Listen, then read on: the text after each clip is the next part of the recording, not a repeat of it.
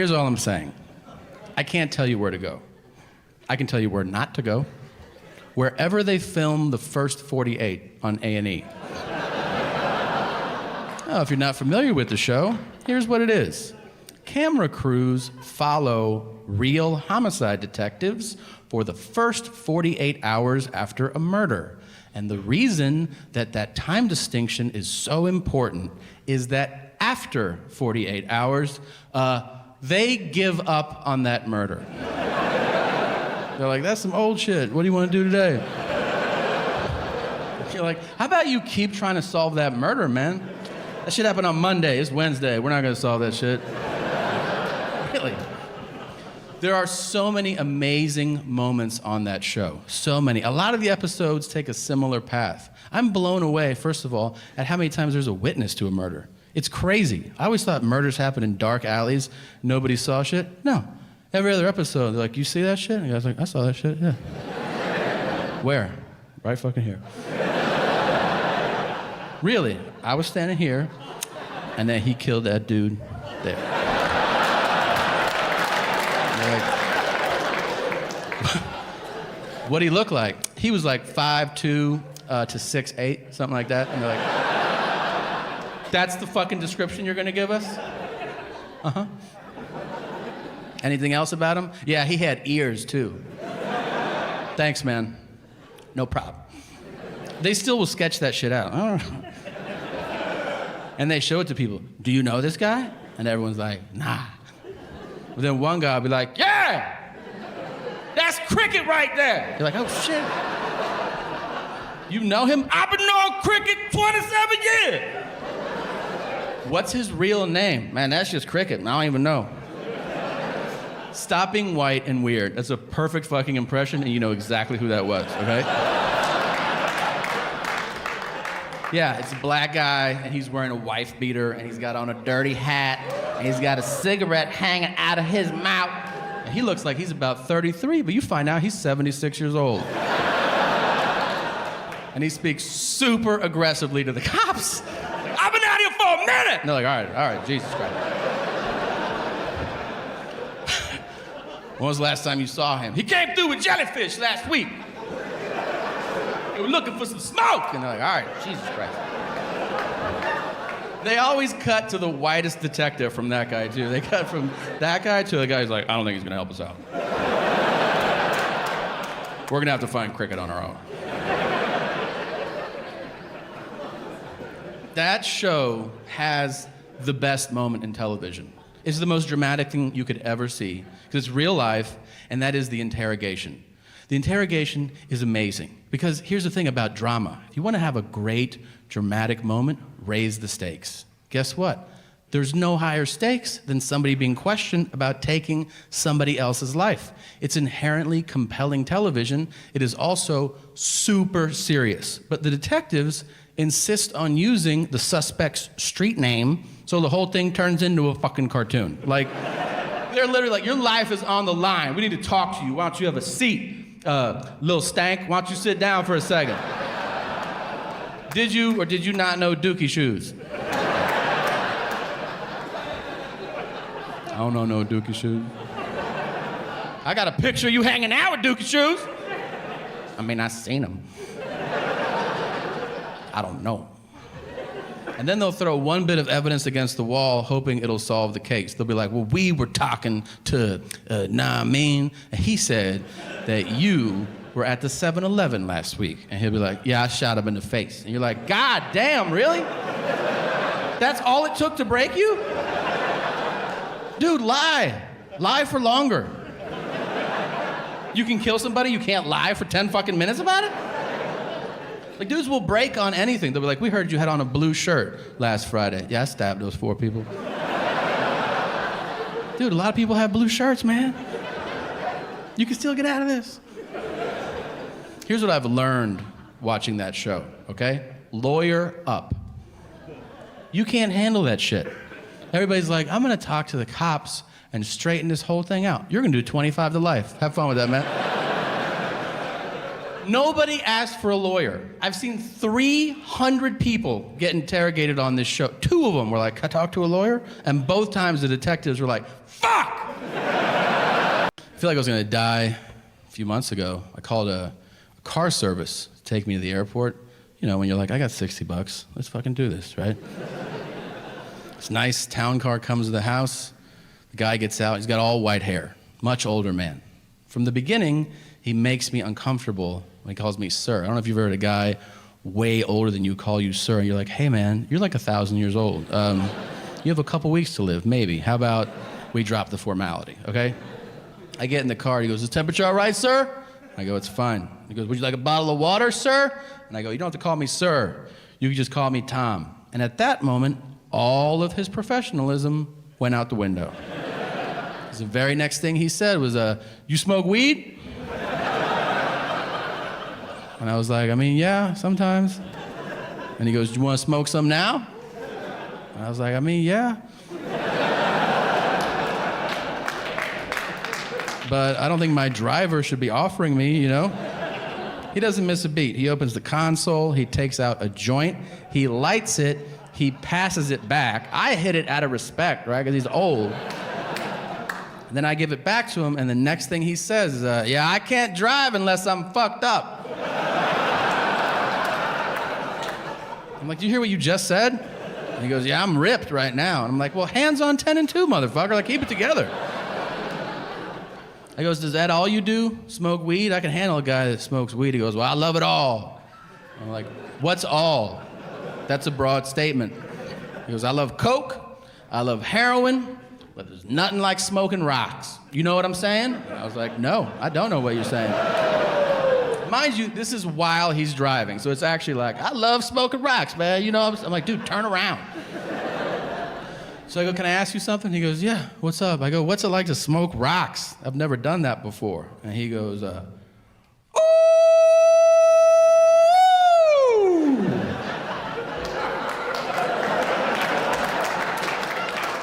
I was like, is that the whole sentence? Is that it? He goes, that shit is the best. And what I like to do personally is I like to sit in my apartment and fire them up. And then I look out the peephole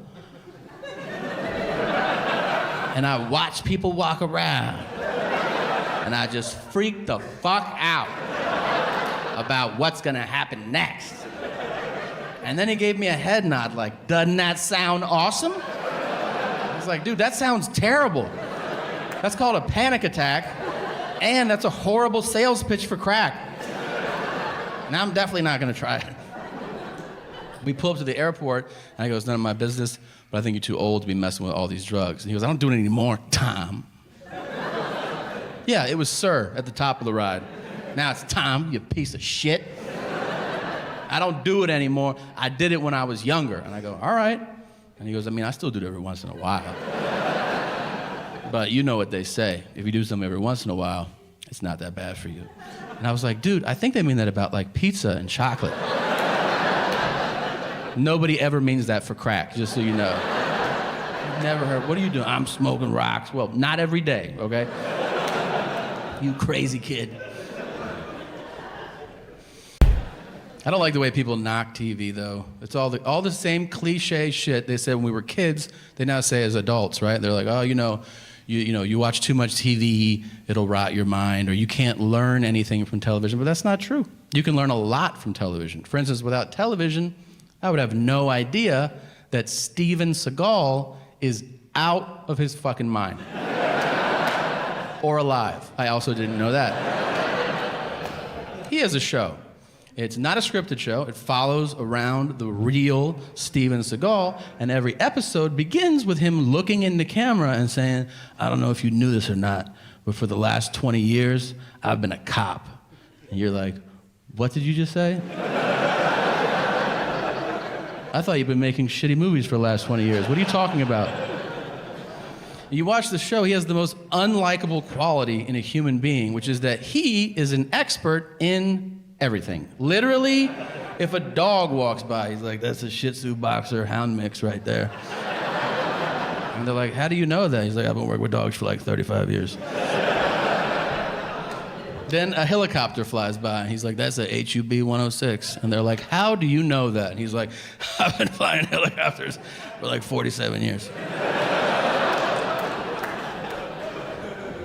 Then he does the thing, though, that everybody does who knows something about everything. Everybody has a friend, no matter what you're doing. They know the history of it all. They know every topic, every fucking fact. If you're eating dinner, they're like, you know, forks are from the Roman times, and they would sculpt them out of bark. And you're like, will you shut the fuck up and let me finish this, please? Seagal will do that, too, but you know he's making it up. He'll be like, you know, they also call that helicopter a skippy. And they're like, why? He goes, listen to it. Skip, skip, skip, skip, skip, skip, skip. That's bullshit. You made that shit up. No, seriously.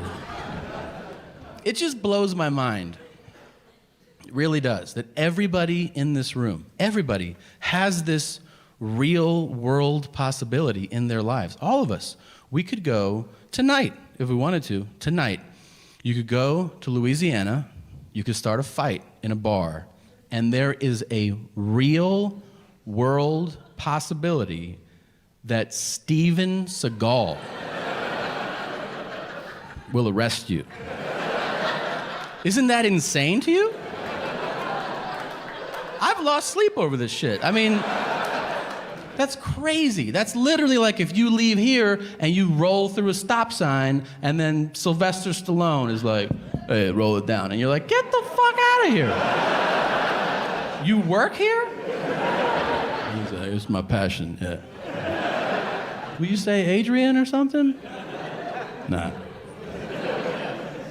It's nuts. You have to watch this show. He panders to every group according to race, knowing full well there's a camera crew following him around. He doesn't give a shit. If you're white, he's like, how's it going?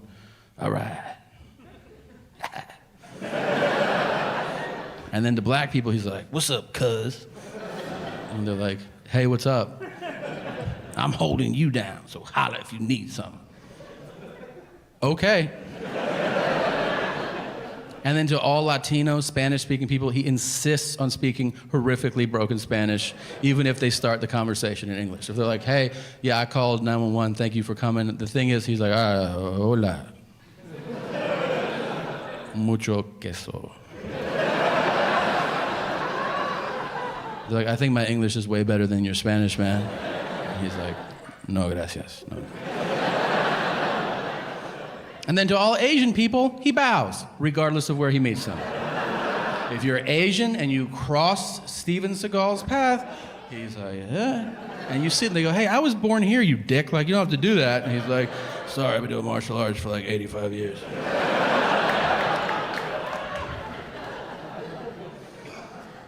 He trains other cops in hand-to-hand combat. I think that's infuriating for those cops. It's not like we're hanging out. We're like, hey, man, do you want to do like a couple shots and then go down the street? Steven Seagal is teaching people how to throw punches. And we're like, okay, yeah, let's fucking go. No, it's you're a cop and you show up at work and they're like, we're going to go over hand-to-hand combat today so you can protect yourself if you're in a really dangerous situation. You're like, oh, cool. Who'd you bring in to teach us? Like some Navy SEALs or Green Berets? And they go, no, we brought in Steven Seagal. And you're like, are we shooting a fucking movie this week or something? Like, okay, I'll pass because that's ridiculous. I don't want to be a part of that. That's literally like if you're like at NASA and they're like, all right, future astronauts, we're going to go over space exploration. And to get us started, why don't you welcome Captain Kirk? Come on out, man. And you're like, is he qualified to do this? And they're like, oh, you've seen him do all that shit. Yeah, he knows what he's talking about, man. He's been up there. They show him teaching people how to fight. It's horrible. He's bloated now. He doesn't have the same range of motion.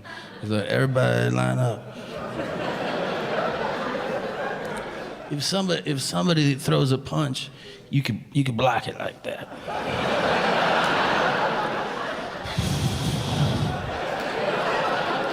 And then you can kick him in the throat like that. Are you kicking a child in the throat right now? Some people's throats are down there. I like Havarti cheese the most. What's your favorite? I realize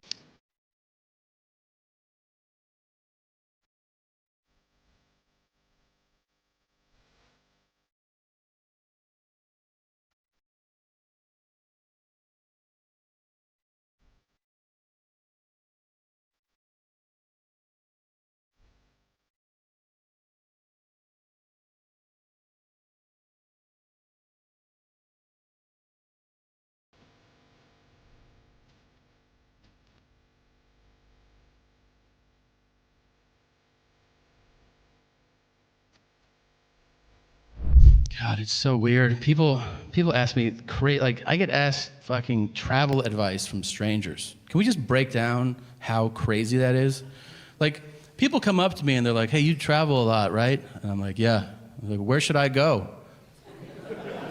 I don't fucking know you, man. You ask travel advice to people who know you intimately. They know you well. They can guide you based on what they know about you. I mean, you don't ask strangers dining advice, right? Because you're like, "Hey, where should I eat tonight? I know I've never met you before in my life, but do you think you could give me a recommendation?" Yeah, you should try this dim sum place. But then that person might go, "Oh, I hate the Asian world."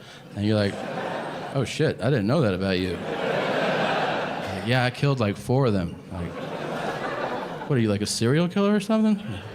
Yeah. Now you're in an awkward conversation with a serial killer.